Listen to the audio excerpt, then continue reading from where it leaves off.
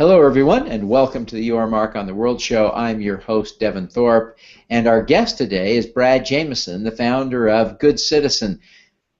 Brad, thank you very much for joining us. It's exciting to talk to you. Thank you, Devin. It's great to be here.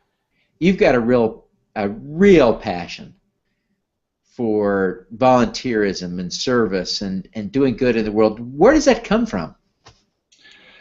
I guess I give credit to my parents. I think the first time I ever volunteered, I was around 7 or 8 years old, and really realized then the importance of it, but also learned early on how great it made me feel. I've been doing it ever since. More at sometimes in life than others, and now I'm fortunate enough that I can dedicate a lot of my time towards not only myself out there serving other people in a variety of ways, but also championing service overall and really encouraging other people to get out there and serve.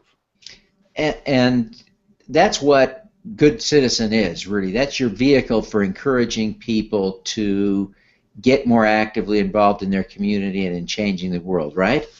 It really is. Good Citizen is all about encouraging service in, I hope, a very approachable way. I work in this sector a lot, and a lot of it is very academic talk, which is very important in solving certain issues. I think in motivating people to get out and serve, we can just talk as normal folks. And so that's how I try to approach service, by telling my own stories, sharing stories of other people, whether that's through the website and my blog, a book I'm working on, which will be a consolidation of different people's stories on service. So it's really helping people to get motivated, but then also helping them to find the best ways to get involved and find rewarding experiences and how to approach their service. Well, I think that's a really just great mission, and I'm really excited about what you're doing and commend you for doing it. But one of the things that you shared with me beforehand was your 5-point suggestions or commitments, you call them, for volunteers. And I wonder if you would just take a minute. Let's talk about them one at a time. Your first commitment that you ask of volunteers is to be present. What do you mean? So what's funny is, and I appreciate your compliment on the 5 commitments, because they do help enormously in service, both so that you can give and get the most out of your service. What's funny is, as I apply them when I serve, I realize they're actually great commitments for living life overall. But for being present, I mean a few things. One, try to shut off everything else that's going on in your life. So say you're serving food to a homeless person. Try to forget your own stuff. And for that little bit of time, don't worry about what needs to be done at home, or, oh, I should be at the office, or after this I need to get here and get there.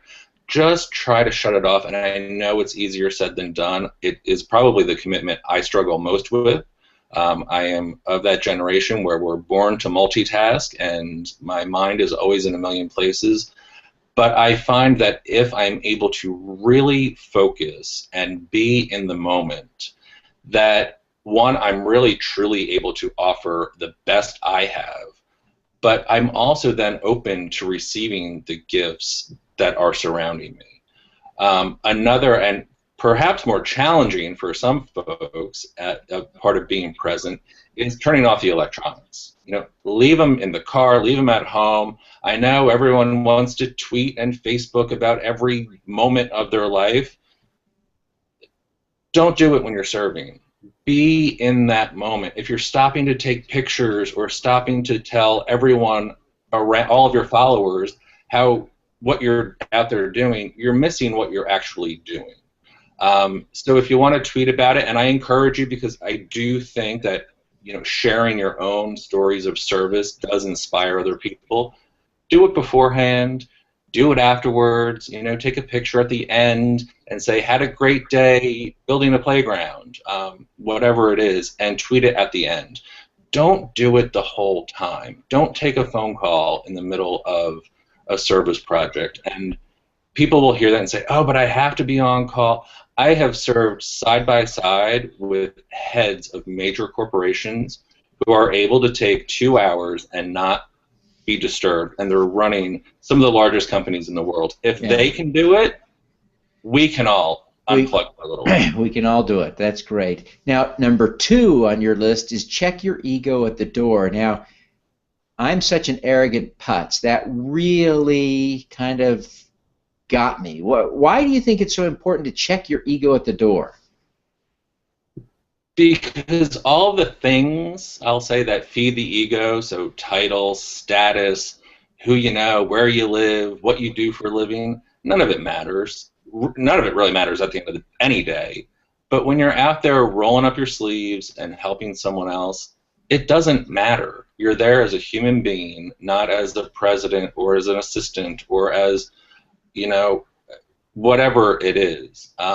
And it's tough, you know. The ego is a crazy thing. It loves things that make us feel good, whether they are, you know, monetary things and material possessions or titles, and we get filled up with that. And I learned that, you know, I came up with these commitments a few years ago when I left a great executive position in the television industry, and I hadn't realized how much my ego had been affected. And when I went out to serve, I did 30 consecutive days of service, doing a different service project every day with a different nonprofit for 30 days.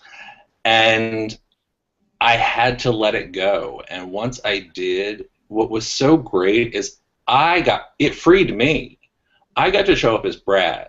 Not as a vice president from this company or the spouse of this person or the son of this I was just Brad, and no one knew what I have in life, what titles I've had, who my connections are. It was so refreshing to just get to be me, and it also then allows you some humility, which means you're willing to try new things. And if it's a little embarrassing, you know, look, there are times you're asked to do something, which will lead into, you know, the next commitment, but that you're like, oh, well, I don't want people to see me doing that, or that's beneath me and my level of success. No, it's not. And check that ego and be willing to do things. Well, let's jump in. That is a perfect segue into your 3rd commitment. Do whatever is asked. That struck me too. It's closely related to number 2. It isn't always easy to be the guy that busses the dishes or whatever you might be asked to do. No, it's not. And I've been in many situations in which, look, my ego says to me, wow, I'm smarter than this. I could be doing something much better and bigger and more productive. And then I realized that's my ego. And the nonprofit or whomever you're helping, and when I talk about service, it doesn't have to be an organized volunteer experience. It can be you out on the street doing a random act of kindness. So, you know, I embrace a really broad definition of service. But say you're working with a nonprofit, they ask you to do something, they know what they need done. Yes, and doing data entry might not be the optimum use of your talents, but if that's what they need, that's what you should do. And what I find interesting is if you're willing to do whatever is asked, remembering that no task is too small or too great, but it can also put you in situations in which you get to do things you really would never do. I remember one time I was volunteering for Big Brothers Big Sisters, and I was a big brother a long time ago and was helping them on a fundraiser. And they do bingo to help raise money. And they asked me to sell, I don't know if anyone watching this knows about bingo, but they have these tab cards that help you win more money. And I had never seen them. I had never stepped foot in a bingo hall before. So they asked me to sell them, which meant going up and down the rows of this bingo hall, sort of hawking these tickets for $1 each. That is so out of my comfort zone. I love the stage. I love attention just as much as this guy. but on my own terms, I like that. Not out there, I felt like the, guy at the baseball stadium selling peanuts, like, peanuts here, peanuts here. But I was committed to doing what was ever asked of me. And let me tell you, I had so much fun. It got me out of my own little shell. And I ended up meeting great people. I was exhausted at the end of it. But at the same time, I realized, wow, look, that's something I can do. And had I not been committed to doing whatever was asked, I would have never had that experience. Yeah, yeah. Boy, great insights. I want to move to number 4. This is an interesting challenge. I had never thought about this in connection with volunteering. Commitment number 4 is be a student. How does that relate to volunteering? So here's my experience is a lot of times when we serve or do anything in life, we like to show off. We like to show how smart we are, how talented we are, the skills we have, and be the leader. And I think that's great. We're all taught to be leaders in school and in our careers, and we need leaders. And there's a time to be a leader, and there's a time to be a student or a follower. And I think there is so much to be learned in serving other people that it feels great to let go and not have to prove anything, not have to show off, not necessarily run the event, and learn from the people around you, learn about the cause that you're helping, and get in there, ask questions. Don't just say, oh, I'm here helping out at a run walk to raise money for breast cancer. Well, get in there and learn about breast cancer. Learn about what does this money do? Where does it go? Does it really have an impact? Talk to a survivor who might be at that run walk, and learn about what it's like to actually be a survivor or be whatever the cause is. Someone who's been personally impacted by it if you have not been impacted by it. That would change the whole experience, wouldn't it? If you took a student attitude into a project, it would allow you to have a life-changing experience on a simple run walk.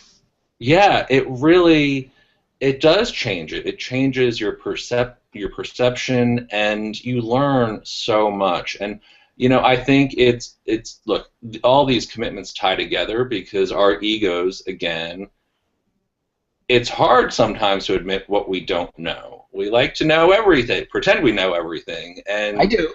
I know everything. Sure, so do I. Isn't that amazing? It is amazing. I know absolutely. People who know everything in the world are sitting here talking to one another. That's exceptional. It's amazing. Yes, but no, it happen.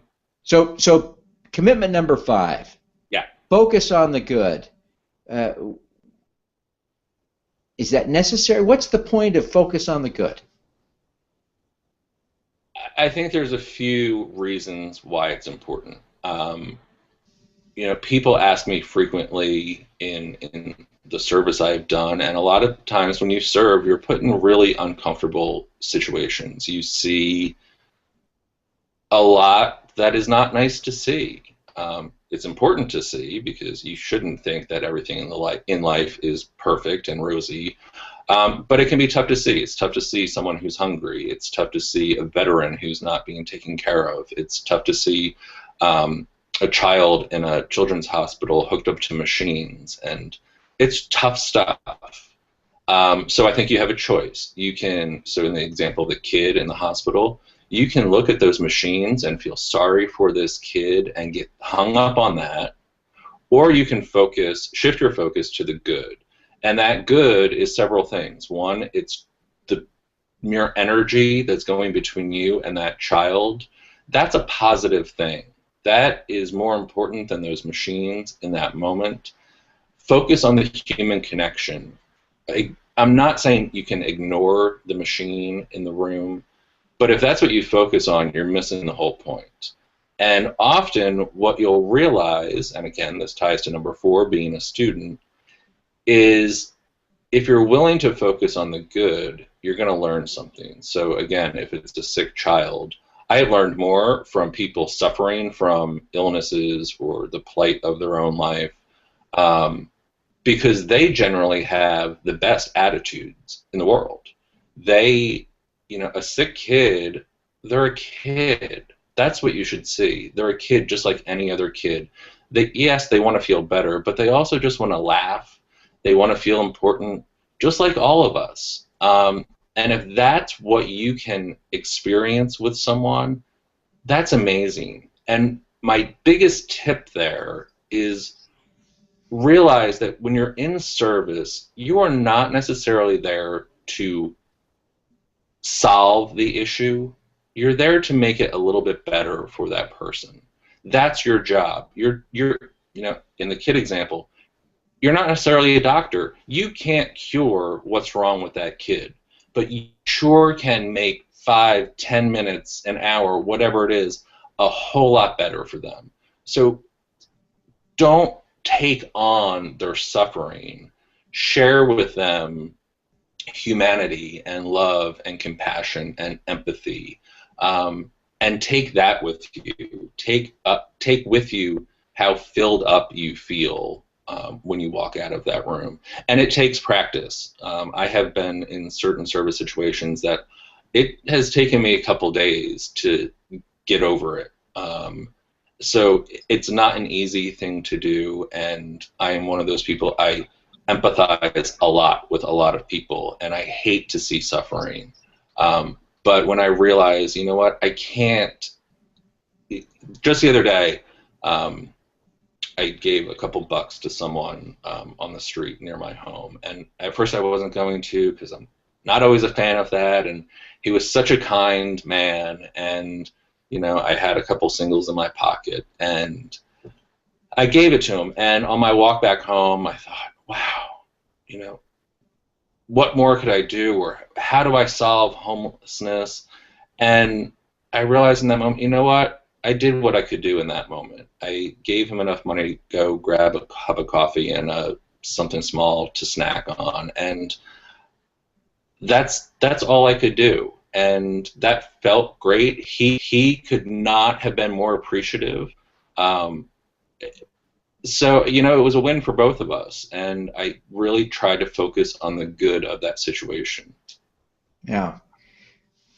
Well, I'm sure you've had amazing experiences like that before from your years of volunteering. I wonder if you share one other story with us that is memorable and special to you, where you've had an opportunity to help someone. Oh, there are so many. I'll share the story of this woman, Fanny, and this is actually up on, I think, my most recent blog. I shared the story, so it's very current in my mind, but the story is actually a few years old. Actually, when I was in the television industry, I was going to the Downtown Women's Center, which is a phenomenal organization here in Southern California, in Los Angeles, and I had a camera crew with me. We were shooting a pilot for a potential online series about service. And I was going to go and help cook a meal to serve to the women who are served by the Downtown Women's Center. And I was so excited because I'm obviously passionate about service, but I love cooking. And so whenever I can prepare and help, provide food to someone, I love that. Whether it's here in my home or doing it at a shelter. I just love the shared communal meals. So anyway, long story short, I cooked. I then got a chance to sit down with the women and talk to them. And, I asked the question, so what does it mean to you when people come and volunteer? Just was kind of curious. I don't think I had ever asked that of someone I was serving, and often you don't get a chance to ask such a question. I was fortunate I had a camera crew with me, and I was given access and permission to ask a lot of questions. And this woman who had been sitting there very quietly, a very small African-American woman, she had a hood over her head and had been kind of watching me a little cautiously, and I don't blame her. She's like, who's this guy, first of all, in the Women's Center with a camera crew and other people doing everything that goes into production? And she looked up and she said, along the lines of, having you or other people come and cook us a meal and serve it to us makes me feel like I matter. That simple statement, I'm expecting, oh, well, it's we got to eat, so it's really nice or whatever. It was so not about the food. It was the humanity. It was that people take their time to give to her. That makes her feel worthwhile, and that gives her hope to live to another day. Knowing I had the power to give that gift to someone else blew me away, and honestly was life-changing for me. And I think of Fanny all the time. I've never seen her again. I do have a picture of her. I know she still does live at the Women's Center, and I learned after that she had been homeless for 13 years at one point. And so, did I change the world? No. Did I change her world that day? A little bit. And, I've said for a long time in anything to do with life, without hope, we have nothing. And so for me to be able to give hope to one woman, what a gift for me. And we all have the power to do that every single day. It doesn't have to be a grand act. It can be, it can be seeing someone. Basically what she was saying was, you see me, you saw me today, therefore I matter. And don't we all want that? I know that's what I want. Yeah. I want people to see me and hear me and let me know I'm okay, just the way I am. Well, that is a perfect story to end on. But before we close, tell us, Brett, who would you like to hear from, and how can people connect with you? Sure. So I like to hear from everyone. I mentioned earlier that I'm working on a book, and it'll be a compilation of stories of really the personal impact that service has had on the lives of those doing the service. It'll be a lot of my stories. Fanny will be in there, as well as other stories of mine throughout my life, as well as some celebrities, heads of nonprofits, but also everyday people. So if someone watching this has a story that they would like to share, I would love to see it and read it, potentially share it with my readers. And you can do that really easily on my website, which is good-citizen.org. Really, that's what I want. I want to hear people's stories, because I think hearing stories really does inspire other people into action. And they don't have to be, huge, big stories. They can be little things, from doing a random act of kindness and how that impacted you, to maybe doing something grand. And I think both are necessary actions, both are vital, and I truly believe that we won't solve the world's biggest problems unless we all start acting, at least in small ways, that can, small acts build, build, build, and that becomes the force that can solve problems and change the world. That's right. It's going to take everybody. Well, Brad, thank you very, very much for joining us today. Devin. Love your work, love what you're doing, and thank you so much for sharing your insights on service, on volunteering, on kindness. It's just been a real pleasure to meet you and to learn about the good things you're doing. Thanks, Devin. A pleasure. All righty. Let's do some good.